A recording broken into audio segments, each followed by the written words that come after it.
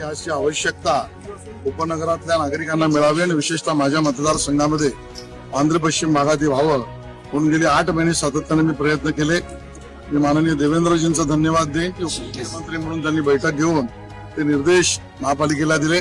महापालिका आयुक्तांचे धन्यवाद व्यक्त करेन की आपल्या सगळ्यांना अधिकाऱ्यांना परवानगी मिळावी. परवानगी सगळी यशस्वी प्रक्रिया पूर्ण झाली.